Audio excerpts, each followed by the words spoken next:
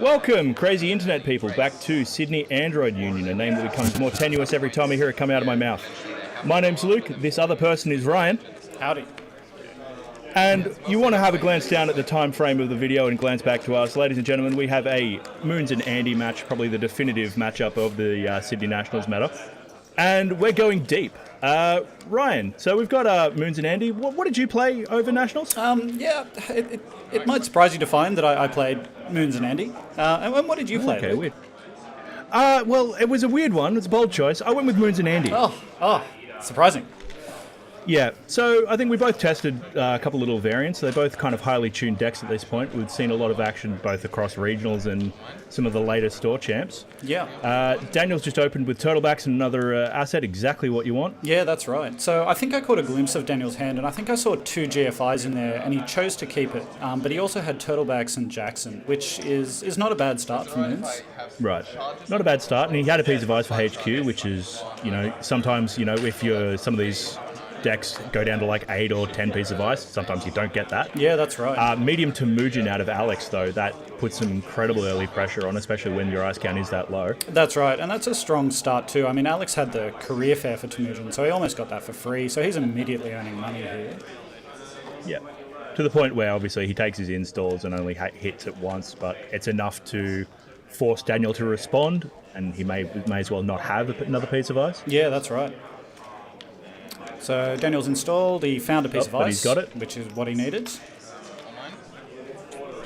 Yeah, so the clock's already ticking. We've definitely got, he's got Turtlebacks, but not the Estelle Moon, so yeah, not the ideal dream opening hand, but he's got an econ solution mapped out, while Alex has the threat. Oh, so an Architect res. Yeah. This is almost ideal there. Yeah, so he would have had the money for a Fairchild 3, but I think Architect's probably even stronger here, because he's going to install something, get 2 credits from that install. Yeah.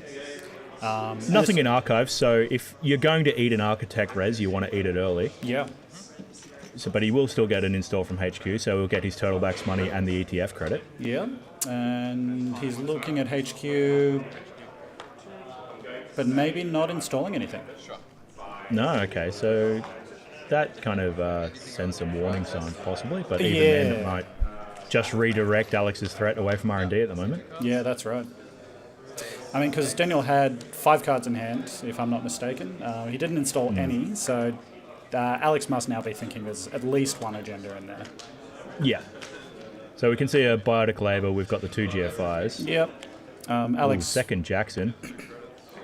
Alex quite smartly checks the remotes that Daniel put down, and I think this is the Architect one. Says it's not an agenda. Yep, but sees a DBS. Trashing the DBS is a little interesting there. Yeah, I probably would have waited for the res, but maybe he just wants to slow down Daniel as much as he can. He's definitely got the money. It's a catch-22 in that it'll allow Daniel to kind of draw in a little harder and filter his deck, but given your medium threats online, anything, and especially 2 jacks on the table to kind of force shuffles, anything that would force Daniel to keep agendas in R&D and not in HQ would just make that medium more valuable. That's right. Okay, so he's going after the HQ. And we see Fairchild 3. Fairchild 3. Now that's going to dip Daniel's money down to practically nothing, but he still has the Turtlebacks on the table. So, provided he can find a Moons at some point... GFI. Loses the GFI. That's not great. So he's still got the other one in hand. That's right. And I think I see a Biotic, but really what Daniel's looking for now is just the Moons. Moons and some assets to really get things rolling. Yeah, absolutely. You alright? Yeah. We have heaps of time. So, momentary nerves check, because Netrunner is full of amazing people. It sure is. And Alex is a lovely person to play against. He's very considerate of his opponent. And just there was saying, take your time. It's all good. Yeah. Mind you, having said that, the first game going so well, he's right that they do have a lot of time. John Masanori coming out, which is not in every Andy deck, but it's definitely a good include and exactly for this matchup. Yeah. I went back and forth on it, actually, in the lead up to Nationals, and I don't think I ultimately ended up running it, but it is fantastic combined with Desperado against Moons. Yeah. it just gives you that value in keeping up with checking everything. Yeah. Takes out the turtlebacks, which is definitely a smart time to do it because Daniel's dipped down to 4 credits and it's going to slow down his econ advantage. Yeah, yeah. And perfect timing, actually, because I can see a Friends in High Places in Daniel's hand, so that would have been great to play while turtlebacks was on the table. Yep. Saw a blacklist go down, which is not relevant at the moment, but I suppose it's a anti-blue moose include. Yeah, yeah. And you were running blacklist in your Andy deck, weren't you? I was. Caught out kind of a lot of shaper tricks and that kind of thing, but it was definitely the just general utility against blue moose was great. Yeah, yeah. Didn't always have to defend it, but it was just something to anything that slowed them down. With that, any other threat you had to deal with that wasn't immediately punishing your centrals worked out just great. Yeah, that's right. That's right. And I suppose it's also got that added value against conspiracy breakers. Not relevant in this matchup, but in other matches that can be huge. Yeah. Well, if uncertain exactly what Daniel's on, but I think we were both on vanilla, which if you're ever in a position to keep a paperclip in the bin, that's just great. Yeah. And speaking of, Alex has got his paperclip right there. Yeah, yeah. So it's never great, but occasionally you do just get lucky where you get like a quick ice in front of blacklist and you keep paperclip in the bin. Yeah, yeah, and that can be a complete lockout, which it is amazing. Okay, so we see this strike go down. The strike in this matchup is very interesting. You can use it just to deny money, which is a good use here, or to counter the ELP, which we haven't seen yet, but it'll be there somewhere. I'd have been tempted to keep it back to counter the ELP, but with Daniel down to 5 credits and no turtlebacks on the board, that does slow down his econ quite heavily, because you would be surprised when you kind of sit back and look at it, like how much of your early Moons money is just off your ID. That's right. And in combination with advanced assembly lines, it's just massive. Okay, so we've got a Moons installed and rezzed, and there's the Friends Moons and the Places. Friends, which is good. So, so that's definitely going to help him out. Yep. Daniel will have seen the paperclip in the bin, but obviously he doesn't have ice to defend that blacklist. Yeah. So do you think that was a little risky, throwing out the paperclip there after Alex had seen the blacklist on the table? Yeah, I definitely think that's a little odd because if a barrier in hand, and that becomes a real big problem. Yeah. All right. So Alex is running archives. Daniel pops a Jackson. Yep. I'm gonna imagine maybe that second GFI being there. Yeah. Yeah. Because we've seen, I think, a Vitruvius in hand. Okay. So he's definitely got some agenda threats, but he doesn't really have the development to make the most of them at the moment. Oh, no, and the GFI's there. Oh, okay, sure. Like you kind of moved around. So that's blacklist. Turtlebacks. All right, so that blacklist is gone. So that threat's gone for now. Mm-hmm. Res DVS coming out, which is, again, kind of a double-edged sword once you've got medium on the board, but where Daniel is in the position where he needs to start drawing pieces, drawing some more assets to make the most of that moon. Yeah, yeah. And he's got a little bit of time before Alex can get into R&D without giving too much away. So yeah, because he needs at least he needs at least 2 breakers, because if his main breaker is Mongoose, that could easily be a second archetype. Yeah.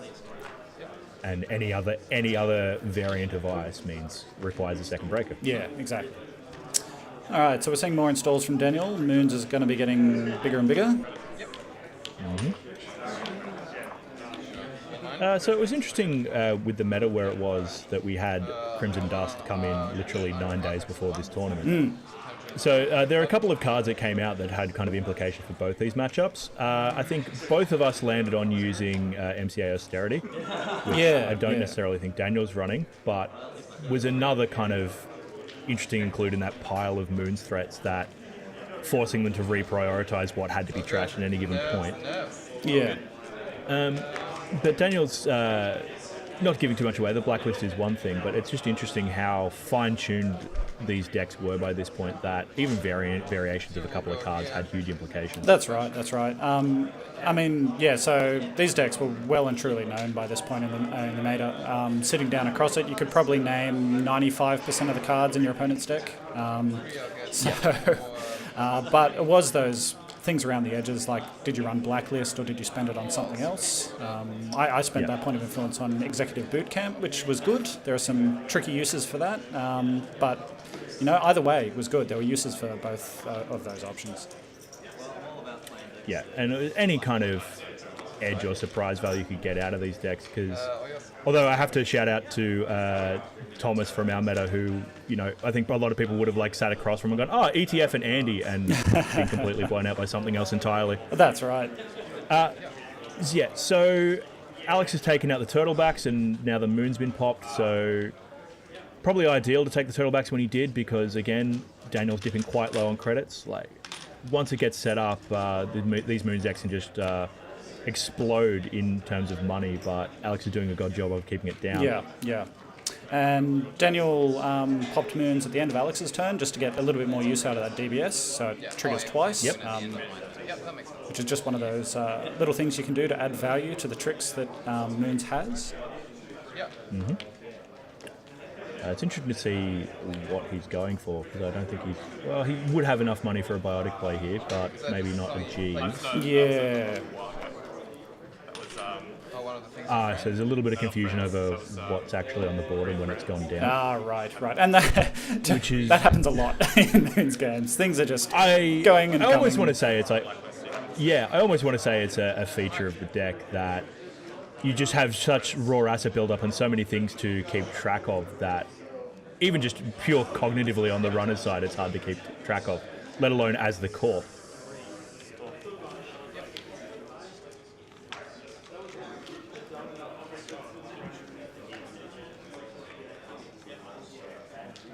Second piece of ice, we've had the moons pop.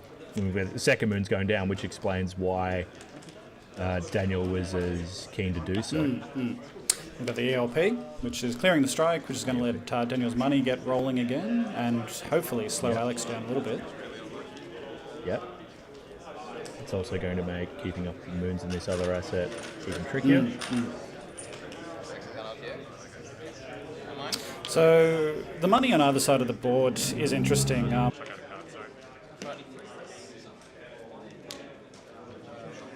Yeah. Okay, so Siphon going straight through HQ, which with the money being as low as it is, that's definitely a real threat. Although Alex, off that early Temujin and then the switch to Archives, is definitely looking like he's set up for a considerable while.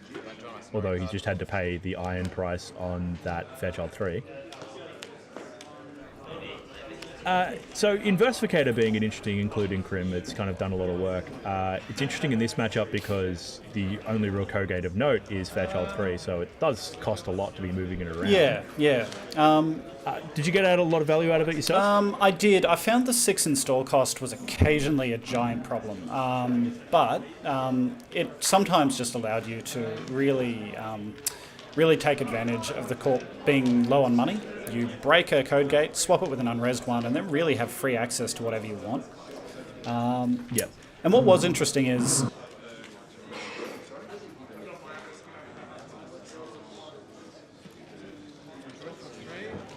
Yeah, so before Inversificator became really popular in Andy, people were starting to run Quandary moons, because it's just cheap and the run ice, but it became a major liability when...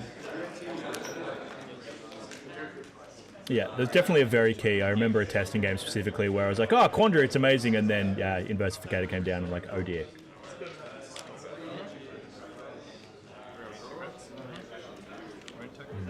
Okay, so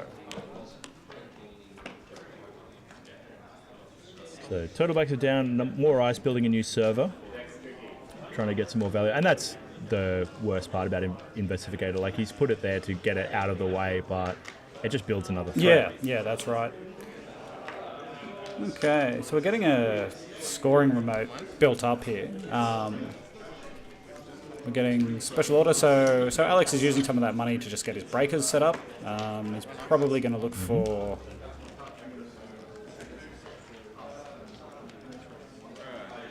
Oh, no, sorry, I take that back. He wasn't playing special order, he was selling it to Blue Moose.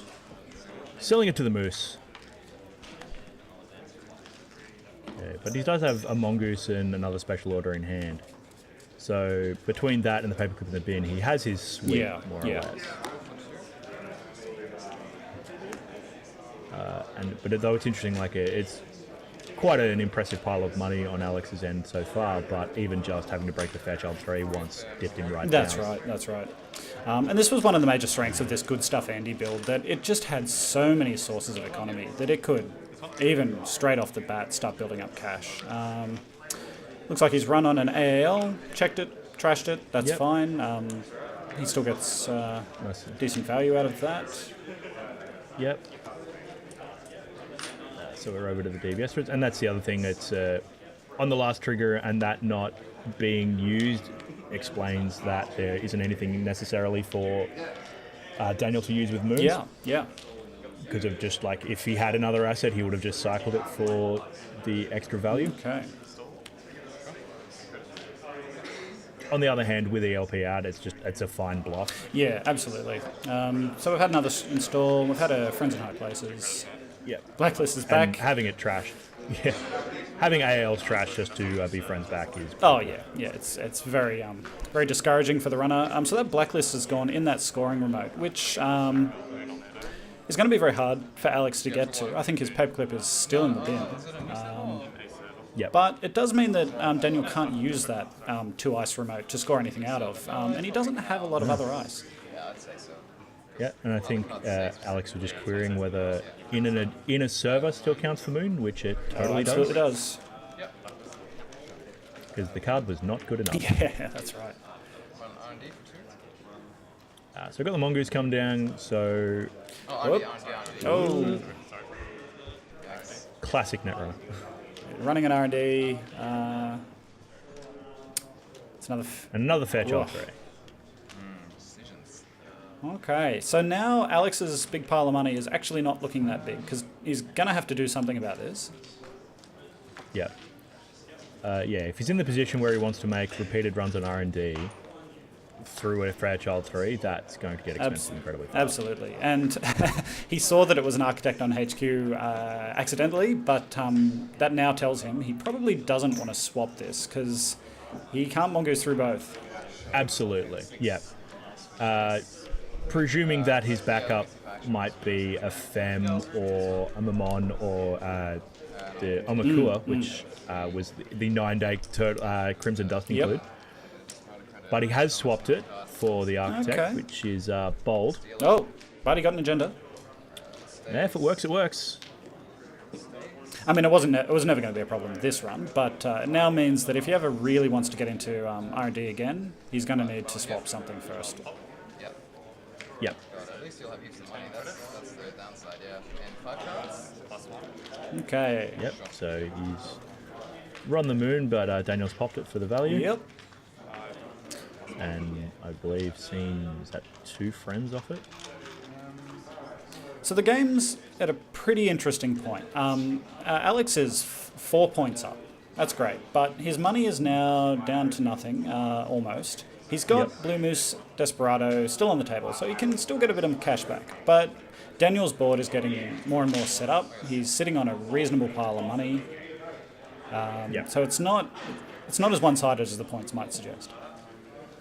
No, definitely. And we're past that early point in the game where Alex could afford to contest these turtlebacks. Yeah. And also off that moon trigger, I think it's Oh, yes. past the point where an econ denial strategy is relevant. At the end of your turn, I meant to do it. Yep. Okay, yep. No, So that's alright, that's alright. Like, yeah. Daniel just keeping track of his triggers here, like doing the AL at the end of his turn. Is it okay if I get my one credit for the Yeah, so doing the AL at the end of Alex's turn just for the extra Yeah. ETF credit. Yeah. And then when you score an agenda, a billion other things happen. Yeah, good. So he's also as a tech startup, so interesting to see what we go for here. Maybe a Jeeves if he sees a scoring window here, which given he's been holding Biotic since the start of the game, he probably Yeah, does. if he doesn't already have a Jeeves on the table, I think a Jeeves would be a very sensible choice. And maybe even if he does. I don't know, but he goes for a Turtleback instead, and that's fine too. Just in case. Yeah, it'll keep his board development past the point where he starts scoring. I had team sponsorship for that, which was really great for the fact of when you did need to start pushing out 3 for 2 biotics, you didn't lose tempo because you could normally use that score to bring back something or even bring back an AAL and put more stuff back on the board. Yeah, and I think team sponsorship was a sensible include. I think it went out of vogue a bit for Moons, and I wasn't running it at Nationals, but I still think it had its uses for that very reason. It just keeps your tempo going. Yeah, I think for a 3 biotic, 3 for 2 setup, it was pretty good, but it's a case of there were so many value assets that were great just with the Estelle Moon card that it was like, well, you got to make choices somewhere. Absolutely, and I was finding it's so hard to make room for the MCAs, which I really wanted in the deck. I think I ended up only with 2 in the deck. So Daniel's got Bio-Road Work Crew here. Okay. So between that and the Biotic, he can now make a 4 for 2 play. So yeah, Bio-Road Work Crew is an interesting include. I think Michael Walsh over from New Zealand popularised it to a large degree, and he'll take all the credit for it. But I think it's definitely like a no-nonsense include that it's essentially and you've got the Jeeves as well, so you could just go for a GFI here. Work Crew basically becomes a biotic that you can tech start up for, or that you can sit on the board. Okay, so you've gone 4 for 2. So it's interesting that Daniel's gone with successful field test here. I think there are definitely 2 schools of thought on what your agenda suite would be out of Moons. I think successful field test implies if you can get that to fire, like as Daniel's just done, it's much more punishing. You get a lot of installs, like the 2 turtlebacks value and everything definitely seem... and Estelle down as well, that's what great. A turn. Yeah, for exactly this kind of reason, that where you can get it off, it's crippling. Yeah. As opposed to going for your 3 for 2 as ABT, which is not something you ever really want to be in a position to fire, but just having 6 3 for 2s available means you can, if you're under more pressure, you can make more repeated scores. Yeah. Because you do just need the biotic, you don't need any other pieces. That's right, and I think I think a lot of people, at least in our meta, moved away from the successful field test just because it when it worked, it set up these really amazing plays where all this stuff came out into the board. It was very powerful, but there were plenty of times when it didn't quite work as well as just having a bunch of 3-2s in the deck, which consistently let you score out and win. Yeah. I definitely think it was interesting because it definitely came down to almost a US-UK kind of disparity in that these were the 2 divergent evolutions of this deck, and it really comes down to a couple of cards different. Yeah. And the first Moon's deck, if I recall correctly, started with the field test and Caprice and some other things, and moved away from that to the more fast advanced 3-2 agenda approach. Yeah. I think the fast adventure, at least is the one I was more attracted to because it's, I think, a little more resilient if people know exactly what's going on. Yeah, I think that's right. And I think as soon as people see, not even necessarily like an Estelle Moon or something, or even just to sit across from ETF at this tournament, it's what you had to expect, and you had to keep up that early aggression just to kind of deny those kind of plays. Yeah. So we're seeing a Temujin going down with the last of Alex's money, which is great. Yeah, it's the kind of thing he's going to need to get him out of the hole because with the Jeeves out, any kind of scoring threat's a problem. He's also just had a lot of cards go down that are problematic for him, as well as, the Estelle. And I think this is a great example of why Moons was so threatening at the time. It kept rezzing these really high-impact assets like Jeeves that you needed to deal with, but you couldn't deal with them all because the trash costs were just all way too high. Yeah, it always tended to come down to, 1 or 2 to res and 4 or 5 to trash. And Daniel's gone for the clone suffrage movement, which absolutely needs to die. It was so powerful. It will 100% die. But with so many other threats and with Alex needing to make money, he's got the Temujin money available. He's also got the Jeeves, which he's probably looking askance at quite hard. Yeah. But it's just another thing you've got to get rid absolutely. of. Yeah, so Alex has to look across the board at the threats available to him. He's got a blacklist behind 2 ice, which is threatening his paperclip and locking out his blue moons. He's got an Estelle with what looks like 3 or 4 counters on it. And he's also got the Jeeves and the clone suffrage movement that's going down. So this is the real terror of Moons. From something that looked like not a great start with the medium out and a couple of early agenda scores, it suddenly just tears out. Like from literally coming behind, it gets the right cards in order as soon as Alex backs away for even a moment, and it's back into this kind of position. Absolutely. And if you've played enough against Moons, you can really feel that moment when the gears shift and you've lost control of what's happening on the board in terms of assets. And at that point, you just, I think, have to start going for centrals. You have to recognise that you're really not going to catch up again economically, and you just have to get accesses where you can. Exactly. And to get 4 points of agendas while still keeping relative control of the board was a great start, and is almost, from a position like this, the best you can hope for, that you did get a couple of points, you got a lead, and now you've got to close it out. Yeah, absolutely. Because it's a weird inversion of that kind of one of those central kind of tenets of Netrunner, that the runner always has inevitability. In that once you get past the early stage of the game, the runner has its breakers, has its econ solution. But that's definitely not the case here. Yeah. And that's why Moons was as powerful as it was, that if it can get set up, the game will wash in its That's favor. right. And once it gets a big enough money lead, it's just going to turn that money into points by playing biotics, or in this case, the labour force with the GFI, with Jeeves rather. Yep. So he's made the Siphon play because it's probably with the Aaron, it's just as good as money at this point. Yep. Sorry. Okay, so is that an R&D run? Yeah, I think that's just the other architect, right? But Yeah. Yeah. And Alex has just kind of said, oh, it's just the other architect, but I think he's only just had to blink on Mongoose only being good for one architect. Well, interestingly, he swapped the outer ice. So whatever was the third ice on R&D is now the ice on HQ. Yep. And he did that kind of because he was doing the Siphon value. But yeah, to swap an unknown ice like that, and as we noted before, even inadvertently, he did see that was an architect. So he's in the regrettable position now of, does he let that second architect? And he does. I mean, he's still going to be seeing, 4 cards off R&D, so it could still work. He could still find an agenda. If there are 2 agendas in there, Daniel obviously can't install both of them out. But in a board that's rapidly sliding away from him, that architect fire is good. And what it really means is Alex can't get back into R&D and reliably find agendas anymore until he can find a way to deal with 2 architects. Yeah. And I think I've seen a Mammon in his hand, so that's one possible solution. Yep. Femme Fatale being another one. But both of those things cost money and cost quite a lot of money. The Femme would be a pretty good play if you can find the cash, because he could target whatever's on HQ even if he wants. Or even the Fairchild 3. No. Yeah, that's Okay, so we've got something behind ice. Yeah, continuing.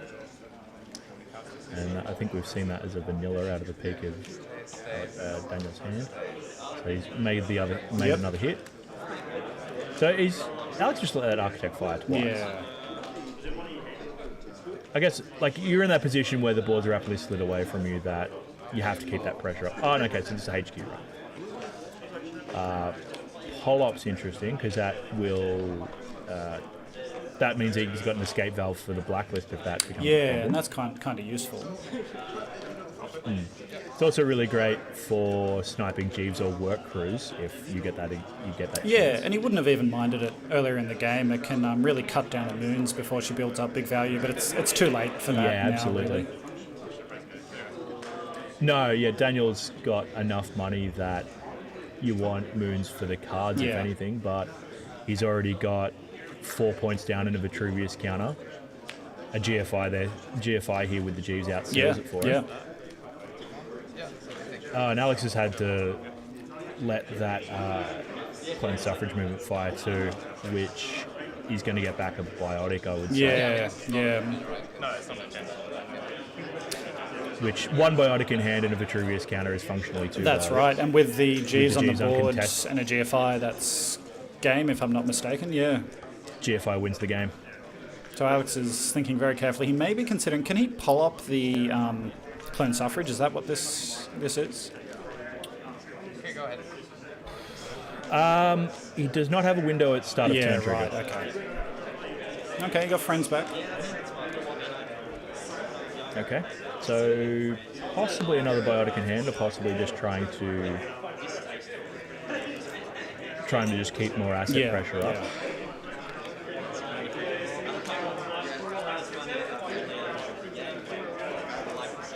So he's got the option of the vanilla here, which is going to go away. He's definitely not hurting for ice. No. He's kind of got enough of a broad range of threats that even trying to force a paperclip doesn't help a lot. Yeah. And he's also got another one in hand. And yeah, the Estelle Moon that we saw come back.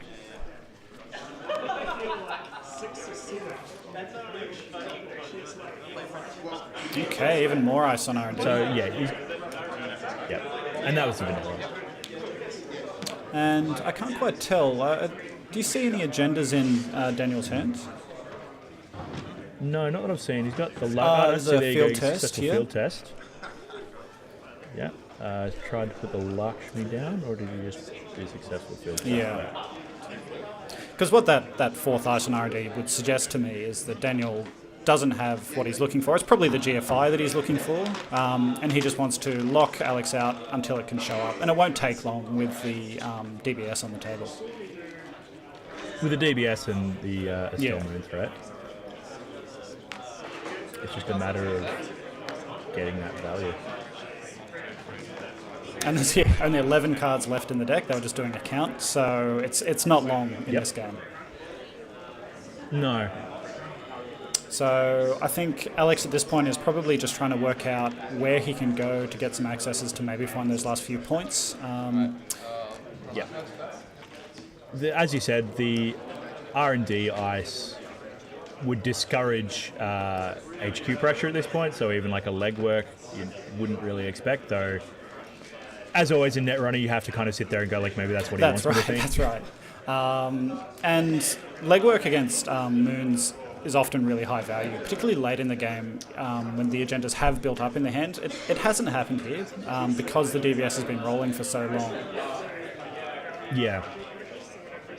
It does, yeah, as we kind of said earlier, like the DBS increases the relative value of R&D over a long enough timescale, but now that medium's pretty much locked out, and the vanilla blacklist is a problem, so he's had to pull up the blacklist just to be able to get his paperclip out.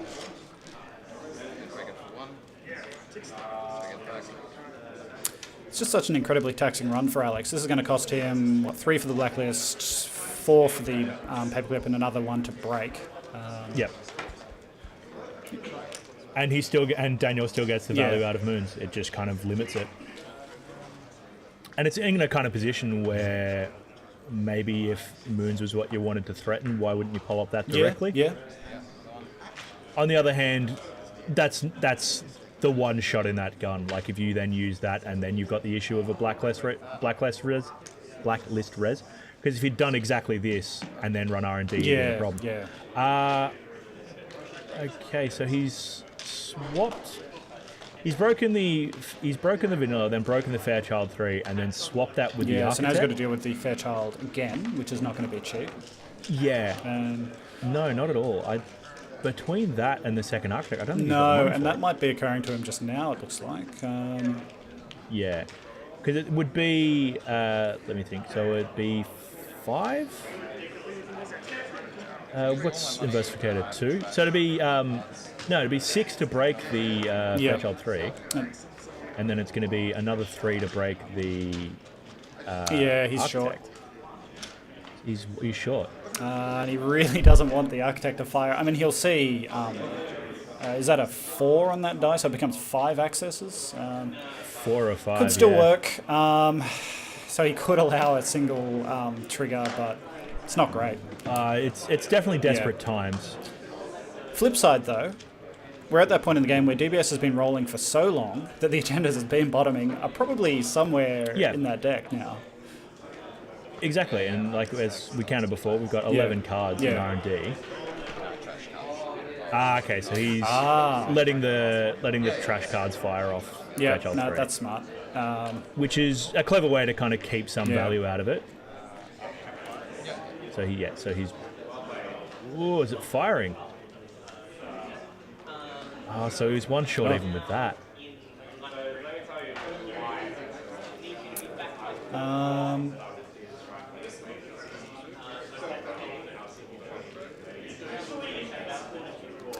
Okay, and that's definitely brutal because that allows Daniel to kind of see what the next 5 cards are. Yeah, just wherever. Yeah. Oh, and it's an upgrade on R&D. He's installed an upgrade. What would you imagine? CVS? I think it's got to be. possibly? I was just trying to work that out then. I can't think of any other upgrades that Moons runs. Prove me wrong, it's Crisium the grid. Crisium. Okay. I still see multiple cards. Yeah. I don't get the extra counter. Because he does still, CVS would have been a lot better because he would have been able to force. Or he can do it that there's way. the Yeah, CVS. that's fine. We could do that that way. So this suddenly really sucks for Alex. That, look, that's got to drop the elbow because the medium threat was his last out. Yeah, stays. This is looking really dire for Alex now. He went broke and lost a bunch of... He lost his Blue Moose to make this work. He was really hoping, I think, for just one solid dig, and it just didn't happen. Yeah, I think it's just yellow as well. just to have it blasted out just by the CVS like that. Yeah. And it's a Fairchild 3 on HQ. Oof. And again, a great example of what Moons does. It just has not a lot of ice, but the ice it has are extremely relevant. So Fairchilds and Architects are taxing and painful if you hit them at the wrong time.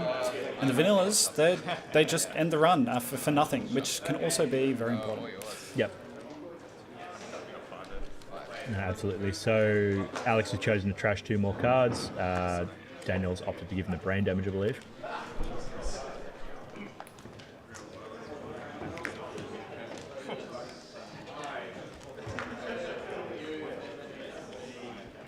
Yep, so not a lot left in R&D. But he's in a position where he's got the Jeeves out, so... what am I gonna put down? Okay. Yeah, so he's got a successful field test in hand, but that gets him to 6. Yeah. So you've got to worry where this other agenda is. So one GFI is gone. There's got to be a second one maybe back in the deck. Oh, and a team sponsorship too. That would be wouldn't great be bad. earlier. Yeah, so he could score that field test pretty easily, but question of how much. It doesn't win the game. And unless he's got a bunch of installables in hand, he'll go pretty broke. If he did have installables, the Turtlebacks would quickly refund his money. Yeah. And that clone suffrage movement just waiting on the table too just makes us even more brutal. And was that... No, something's gone down. Even killing the clone suffrage would ordinarily be, oh, here we go. We've got the biotic happening. Yep. He must be going for the field test. Must be, yep. Well, it gives him a little bit of money off the Turtlebacks and everything. Curious as to what else he'll install. Okay, so yeah, he's doing it that way. Well, no, he's gone work crew and biotic. That's the field test. Because with the Jeeves, he doesn't even need it. No, that's right. He may want an extra click at the end of the turn, I suppose. Yeah, like just some friends value or something. Yeah. Pretty good Yeah. there. Oh, it's at the end of my turn. Sorry. Yeah. And then advance.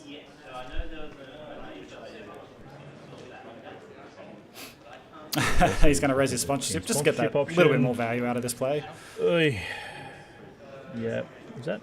Yeah, got to check everything. That's the thing, you get just so many cards going down that you actually have to look at everything that's going on. Yeah. So I'm guessing Daniel's plan was to wait for the GFI for the win, but it's just taken too long for him, so he's just decided he'll do this instead. And with 2 Turtlebacks, as I said, if he's got enough to install, it won't cost him that much. Yep. So the AL just more for the economic value than anything. Although I kind of question why that wasn't a new server just to get the Turtlebacks credits. But at this point in the game, it's swings and roundabouts. You kind of start... It's interesting to see this kind of gameplay where you just start dropping triggers just because you're that close. And you want to get there. They may even be getting close to time at this point. So that could also be explaining skipping some triggers. Yeah, and interesting. I went to time at least once. I went close a few times and did hit time in the cut, which was painful, but it happens. Brutal. Yep. Yeah, it's definitely a position where it has such a strong, like, oppressive board state, but you don't necessarily have the pieces you need to win. Alright. Okay, so the last click was for ELP. All right, so Sucks. Medium low. so 2 credits. You can check 3 things. You've lost half your board state. You need 2 agendas. They're obviously not in hand, or Daniel would have scored them out, presumably. I don't even know what you do here, really. Well, he doesn't have a great many good options.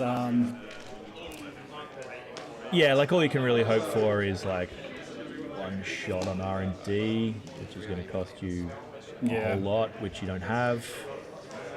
Oh, okay, so he plays down the Aeneas Informant. He's just going to check some things. He would have loved to see that a while ago. Yeah. That would have given him like some steady econ while he was checking things. Aeneas, Desperado, and Masanori would have been pretty amazing from an early point in the game. Yep. He definitely had a great start as it was, but just without that kind of mid-game value, it just peters out.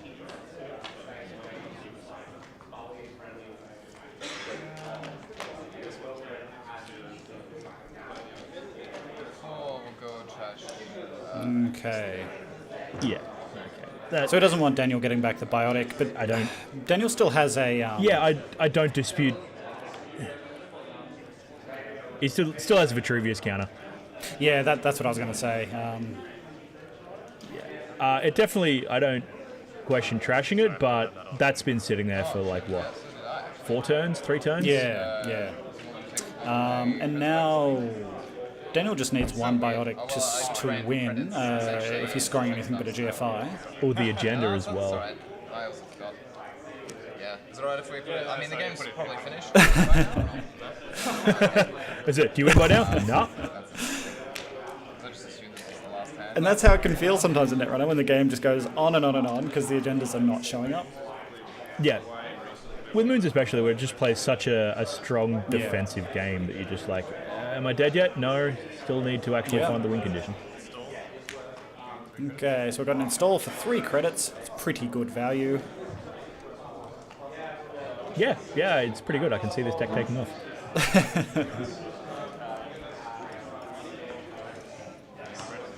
think he clicked for a credit. And friends. Yep. So, clone suffrage maybe. He's already got the work crew back on the door.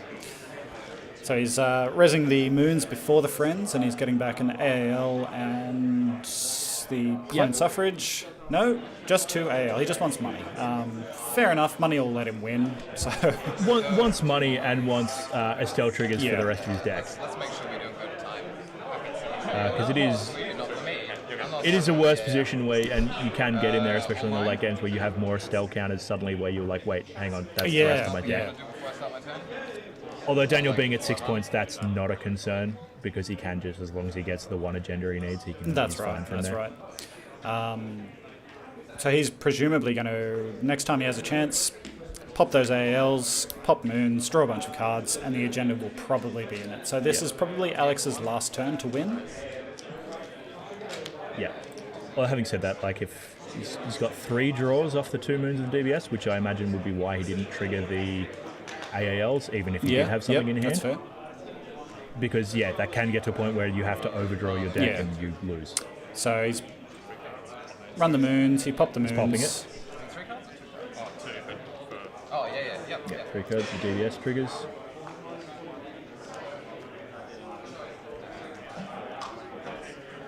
And then money, everything good.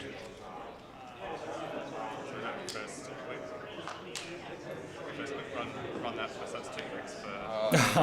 Yeah, ELP. Daniel just pointed out that it was actually 3 clicks at this point because of ELP. Yep, Yeah. just yeah. brutal. So this is... You got to pretty much think this is the last click of the game. I would think so. You're in no position to get 2 agendas No. off it. Like a legwork might be the only way. If you were lucky and Daniel had pulled extra agendas Yep. off that moon, but the DBS kind of would make that tricky. Yeah. Oh, he's running HQ. Swaps the Fairchild 3. Just hoping for a single lucky access, Yep. which it could be the agenda that Daniel was looking for that was drawn by moons. Maybe. Yeah, it's not impossible, and swapping the vanilla kind of shows some foresight that if the game does run for another turn, you've then got 3 Oh. HQ access. Hey! There you go. There you go. That's your turn. So that was a really good play, I think, and it's bought him another turn.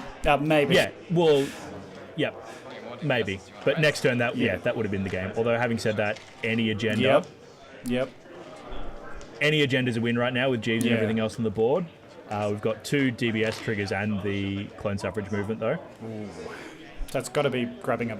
I didn't see it, but I'd imagine it was a biotic from the bin. Wait, how many is this? I've never done. Yeah. Draw 3 and pick one. So he's going to draw 3 cards. Show me a 2/3. That's pretty strongly got to be any other agenda, because any agenda is scoreable from here. I think, was that Alex just offering Yeah, the I think he preemptive said handshake? if you show me an agenda, I'll shake your hand. Kind of scared that.